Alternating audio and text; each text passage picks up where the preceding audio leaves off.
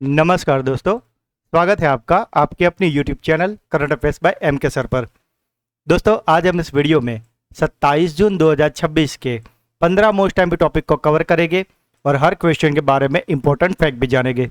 तो पूरा वीडियो बड़े ध्यान से देखना, लास्ट में आपका टेस्ट होगा जिसके आंसर आपको कमेंट करने हैं। साथ ही दोस्तों, अगर आप हमारे चैनल को डेली फॉलो करते हो तो आप कोई भी वनडे, स्टेट या कोई भी कॉम्पिटिटिव एग्जाम की तैयारी कर रहे हो उसमें आपको निश्चित फायदा होगा, क्योंकि हम यहाँ डेली सुबह 8 बजे 15 से 20 मिनट जितने कम समय में 15 मोस्ट टाइम टॉपिक आपको डिटेल में कवर करवाते हैं और साथ ही हम डेली, वीकली और मंथली रिवीजन भी करवाते हैं। तो जो लोग चैनल पर नए हैं उनसे रिक्वेस्ट है कि एटलीस्ट 10 दिन के लिए चैनल को फॉलो कीजिए, आपको पॉजिटिव फर्क जरूर दिखेगा और करंट अफेयर्स के रिगार्डिंग आपको और कुछ भी देखने की जरूरत नहीं पड़ेगी। और अगर अभी तक चैनल को सब्सक्राइब नहीं किया तो प्लीज़ जल्दी से कर लीजिए। तो चलिए वीडियो स्टार्ट करते हैं।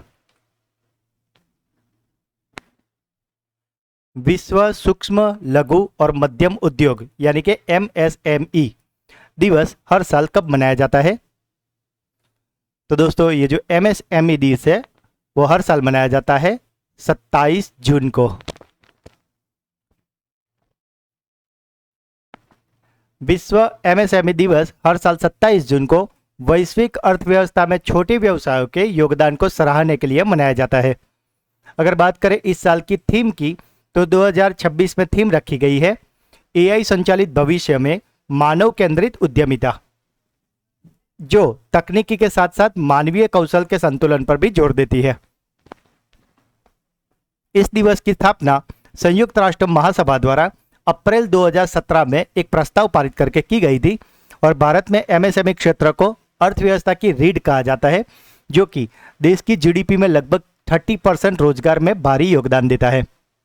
भारत में इन उद्योगों को micro, small and medium enterprise development act 2006 के तहत विनियमित किया जाता है और केंद्रीय मंत्रालय द्वारा रैंप योजना, स्फूर्ति योजना और उद्यम पोर्टल जैसी डिजिटल पहल भी चलाई जा रही है।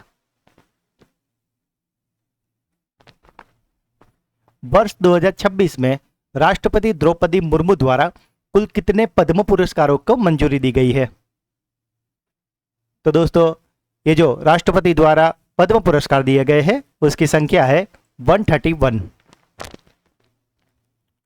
अब एक बार जरा इसको डिटेल में देख लेते हैं कि किस किस को ये पद्म पुरस्कार मिले हैं। तो दोस्तों, इस वर्ष राष्ट्रपति द्रौपदी मुर्मू ने कुल 131 पद्म पुरस्कारों को मंजूरी दी है, जिन्हें राष्ट्रपति भवन के 2 विशेष नागरिक समारोह, जो कि एक हुआ था 25 मई को और दूसरा 23 जून 2026 में, इसको वितरित किया गया है। इन 131 पुरस्कारों में 5 पद्म विभूषण, जो कि देश का दूसरा सर्वोच्च सम्मान है, 13 पद्म भूषण, जो कि तीसरा सर्वोच्च सम्मान है, और 113 पद्मश्री, जो कि चौथा सर्वोच्च सम्मान है, वो इसमें शामिल है। और दोस्तों, अगर बात करें भारत के सर्वोच्च सम्मान की, तो वो है भारत रत्न और उसके बाद ये 3 आते हैं। इस वर्ष की पुरस्कार की सूची में 28 महिलाएं भी शामिल है तथा विदेशी NRI, PIO, OCI श्रेणी के 2 व्यक्तियों और 9 व्यक्तियों को मरणोपरांत पुरस्कार विजेताओं को सम्मानित किया गया है। इन पुरस्कारों की घोषणा प्रतिवर्ष गणतंत्र दिवस 26 जनवरी की पूर्व संध्या पर की जाती है। दोस्तों, अगर बात करें पद्म विभूषण मिले 5 महानुभावों की, तो ये दिया गया है धर्मेंद्र सिंह देओल को। इनको कला के क्षेत्र में दिया गया है और ये बॉलीवुड के जाने माने अभिनेता थे और इन्हें मरणोपरांत दिया गया है। और इनका जो सम्मान था वो लेने के लिए उनकी धर्मपत्नी और बॉलीवुड अभिनेत्री हेमा मालिनी जी ने उनकी ओर से ये रिसीव किया था। दूसरे थे KT थॉमस, जो कि केरल के हैं और उन्हें लोक मामले के विभाग में दिया गया है। तीसरे हैं श्री N राजम, जिन्हें कला के क्षेत्र में दिया गया है, जो कि उत्तर प्रदेश के हैं। चौथे हैं P नारायणन, जो कि केरलम के हैं और उन्हें साहित्य एवं शिक्षा के क्षेत्र में दिया गया है। और 5वें हैं VS अच्युतन, जिन्हें मरणोपरांत दिया गया है, जो कि केरल से है और लोक मामले में दिया गया है। अगर बात करें पद्म भूषण की, जिन 13 लोगों को दिया गया है वे है महाराष्ट्र के अलका याग्निक, जो कि एक बॉलीवुड की प्रसिद्ध सिंगर है और उन्हें कला के क्षेत्र में दिया गया है। दूसरे है भगत सिंह कोश्यार, जो कि उत्तराखंड के हैं, उन्हें लोक मामले में दिया गया है। कल्लपट्टी रामसामी पलानीसामी, जो कि तमिलनाडु है, उन्हें चिकित्सा में। श्री मम्मूटी, ये साउथ के काफ़ी जाने माने एक्टर है जो कि केरलम से है और उन्हें कला के क्षेत्र में दिया गया है। डॉक्टर नोरी दत्तात्रेयुडू जो कि अमेरिका से है, उन्हें चिकित्सा में दिया गया है। श्री पीयूष पांडे, इनको मरणोपरांत दिया गया है जो कि महाराष्ट्र के कला से संबंधित थे। श्री SKM महिलानंदन जो कि तमिलनाडु के हैं, उन्हें सामाजिक कार्य के लिए। सतावधानी R गणेश जो कि कर्नाटक के हैं, उन्हें कला के क्षेत्र में। शिबू सोरेन, उन्हें मरणोपरांत जो कि झारखंड के हैं, उन्हें लोक मामले में। उदय कोटक महाराष्ट्र के व्यापार और उद्योग के मामले में। VK मल्होत्रा मरणोपरांत दिल्ली के लोक मामले में। वेल्लापल्ली नेटेसन केरलम के लोक मामले में। और 13वें है विजय अमृतराज जो कि अमेरिका के हैं, उन्हें खेल में दिए गए हैं। दुनिया के सबसे शक्तिशाली सुपर कंप्यूटर की टॉप 500 की सूची में पहला स्थान हासिल करने वाले लाइनसाइन किस देश का सुपर कंप्यूटर है? तो दोस्तों ये जो लाइनसाइन कंप्यूटर है वे है चीन का, और इसने अमेरिका के सुपर कंप्यूटर को अब पीछे छोड़ दिया है। हाल ही में लगातार आए 2 भूकंपों के बाद किस देश में आपातकाल घोषित किया गया है? तो दोस्तों हाल ही में ये भयानक 2 भूकंप आए हैं वेनेजुएला में, जिसके बाद वहां पे आपातकालीन घोषित किया गया है। वेनेजुएला में 24 जून 2026 की शाम को मात्र 39 सेकंड के भीतर आए 2 विनाशकारी भूकंपों के बाद देश की कार्यवाहक राष्ट्रपति डेल्जी रोड्रिगेज ने देशव्यापी आपातकाल यानी कि स्टेट ऑफ इमरजेंसी की घोषणा की है। अमेरिकी भूवैज्ञानिक सर्वेक्षण के अनुसार पहला झटका 7.2 तीव्रता का था, जिसके बाद तुरंत 7.5 तीव्रता का मुख्य भूकंप आया, और यह पिछले 100 वर्षों में वेनेजुएला में आए सबसे शक्तिशाली भूकंप है। भूकंप का अगर केंद्र की बात करें, एपिसेंटर, तो वे उत्तर मध्य वेनेजुएला के याराकुई राज्य में जमीन से केवल 10 किलोमीटर की गहराई पर था। इसके तेज झटके राजधानी काराकास, ला गुआइरा और पड़ोसी देश कोलंबिया तक महसूस किए गए थे। इस आपदा में अब तक 235 से भी अधिक लोगों की मौत हो चुकी थी और 4300 से भी अधिक लोग घायल हैं। राजधानी काराकास और ला गुआइरा में सैकड़ों बहुमंजिला इमारतें भी इधर जमींदोस्त हो गई थी। कामकाज में तीसरे व्यक्ति के हस्तक्षेप के कारण फीफा ने किस देश के फुटबॉल एसोसिएशन को सस्पेंड कर दिया है? तो दोस्तों ये जो फुटबॉल एसोसिएशन है जो कि सरकार के दखलगिरी के कारण ये सस्पेंड हो गया है, वे है नेपाल फुटबॉल एसोसिएशन। दरअसल इसमें जो नेपाल सरकार थी वो इस एसोसिएशन में काफ़ी ज़्यादा दखलगिरी कर रही थी, उसके बाद फीफा ने इसे सस्पेंड कर दिया है। दोस्तों अगर अभी तक वीडियो को लाइक नहीं किया और चैनल को सब्सक्राइब नहीं किया तो प्लीज़ जल्दी से कर लीजिए। हुरून इंडिया 500 रिपोर्ट 2026 में किस भारतीय कंपनी ने शीर्ष स्थान प्राप्त किया है? तो दोस्तों जो हुरून इंडिया 500 रिपोर्ट आई है उसमें शीर्ष पे रही है रिलायंस इंडस्ट्रीज।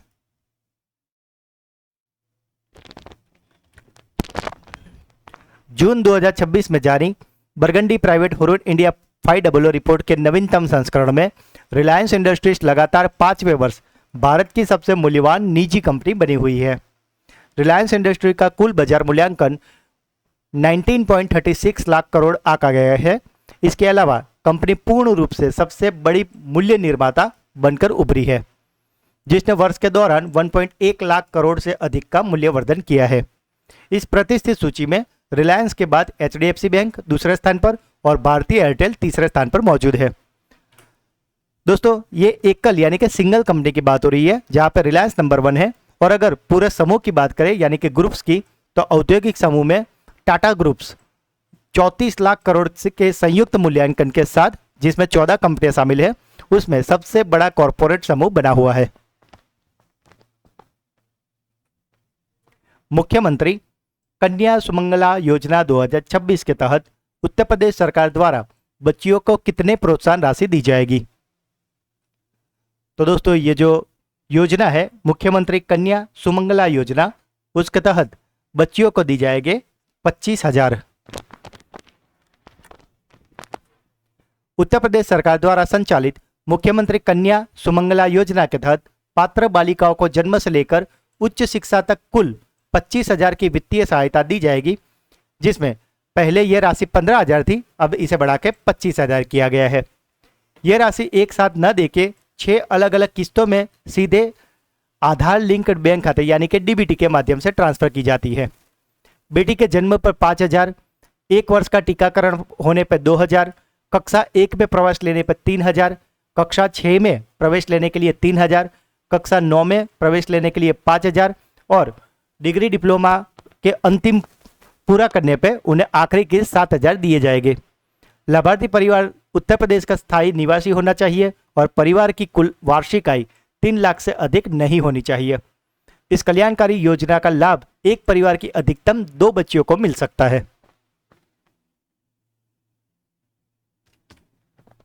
साथ ही दोस्तों, मई मंथ का मंथली करंट अफेयर्स, जिसमें हमने मई मंथ के मोस्ट टाइम पे 200 एमसीक्यू करवाए हैं। तो अगर अभी तक आपने ये वीडियो नहीं देखा तो इसका लिंक आपको इसी वीडियो के डिस्क्रिप्शन में मिल जाएगा, इसे आप अवश्य देख लेना। और साथ ही अगर आपको अगले किसी भी मंथ के मंथली वीडियो चाहिए तो सभी हमारे चैनल पर अवेलेबल है, जिसमें हमने हर मंथ के मोस्ट टाइम पे 200 एमसीक्यू करवाए हैं। दोस्तों, ये सारे 200 क्वेश्चन ऐसे होते हैं जो आपकी हर एग्जाम के लिए बहुत ही ज़्यादा इंपॉर्टेंट है। तो दोस्तों, इसे आप अवश्य देख लेना। सीबीआई ने डिजिटल अरेस्ट और धोखाधड़ी नेटवर्क के खिलाफ कौन सा अभियान शुरू किया है? तो दोस्तों, ये जो अभियान है जो कि सीबीआई द्वारा डिजिटल अरेस्ट के अगेंस्ट चलाया गया है, उसका नाम है ऑपरेशन चक्र 6।